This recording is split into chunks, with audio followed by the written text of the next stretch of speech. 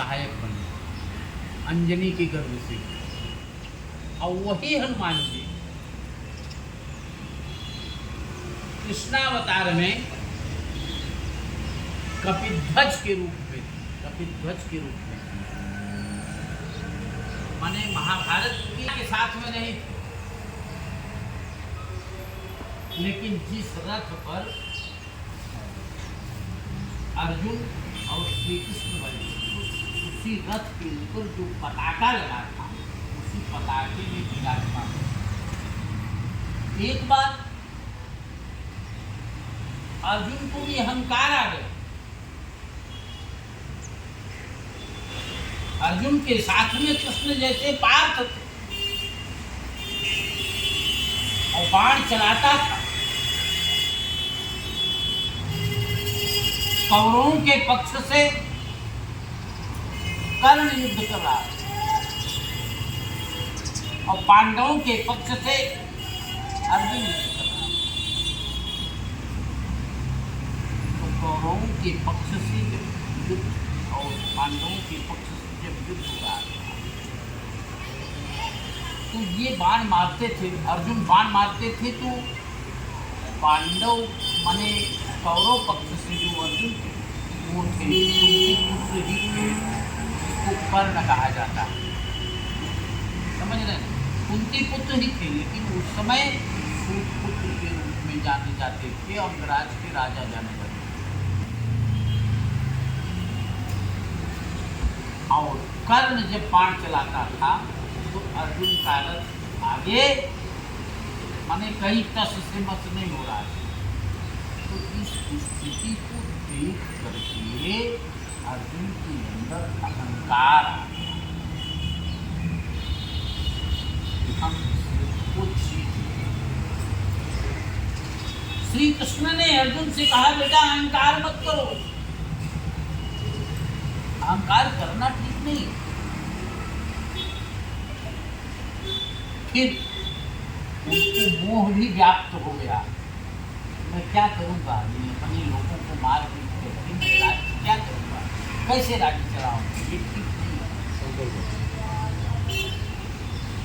उन्होंने कहा आप युद्ध नहीं कर रहे हो, आपके साथ कोई और शक्ति युद्ध कर रहा है।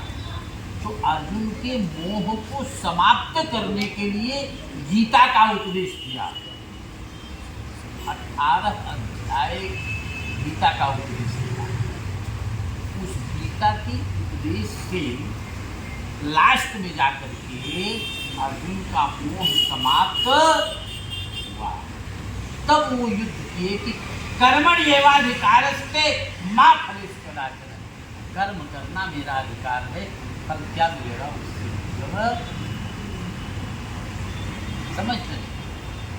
तो उन्होंने अर्जुन ने श्री कृष्ण से कहा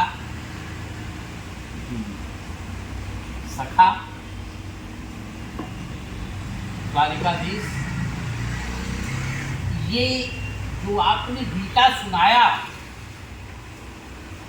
इसके सुनने का फल क्या है?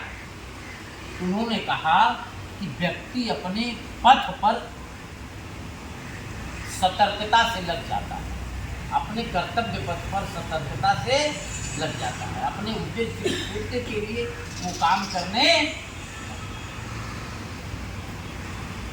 कहा इसीलिए गीता सुनने के बाद में ही मैं युद्ध करने के लिए तैयार हूँ, बोलिए क्या करना है। तब तक कपिध्वज के रूप में हनुमान जी जो थे वो नीचे उतर करके जमीन पर आ गए।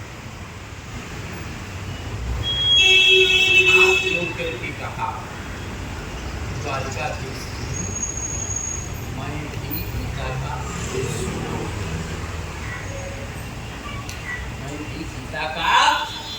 सुना हूँ, मुझे क्या फल मिलेगा, मुझे क्या फल मिलेगा। उन्होंने कहा गीता के उपदेश में 18 अक्षौहिणी सेना कुरुक्षेत्र में थी।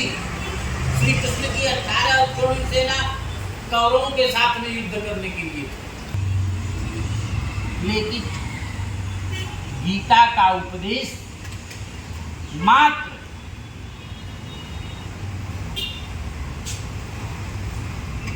30 पितामह सुन रहे थे और हस्तिनापुर में बैठा हुआ संजय सुन रहा था, जिसको दिव्य दृष्टि व्यास ने दिया था,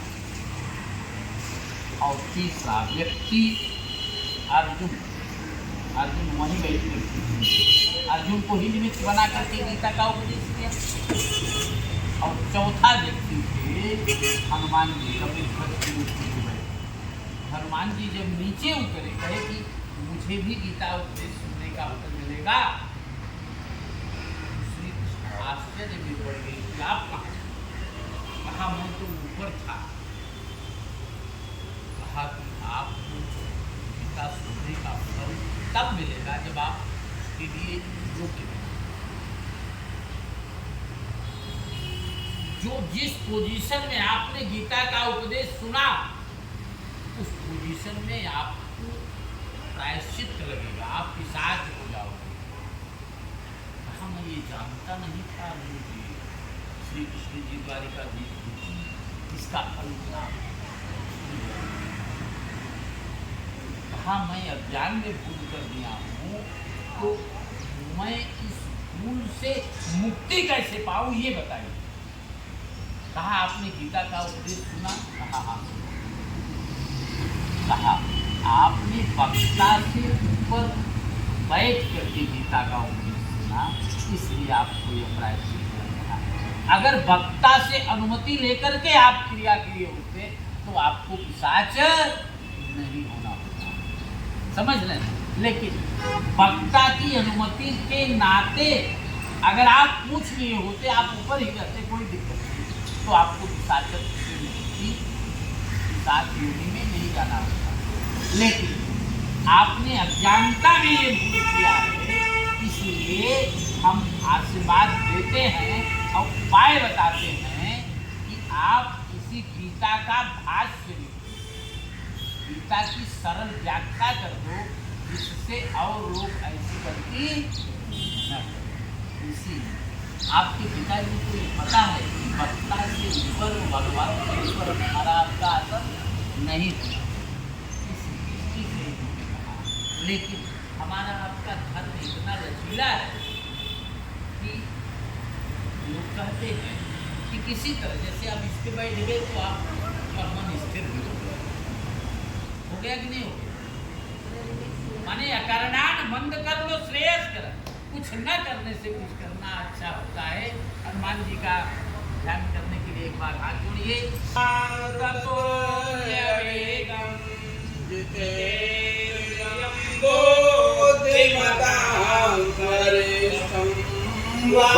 वातात्मजं वा नरयोऽथ मुख्यम् श्रीरामदूतं शरणं प्रपद्ये। अतुलितबलधामं हेमशैलाभदेहं तनुजवनकृशानं ज्ञानिनामग्रगण्यं सकलगुणनिधानं वानराणामहेशं रघुपतिप्रियभक्तं वातजातं नमामि। बजरंगी की जय।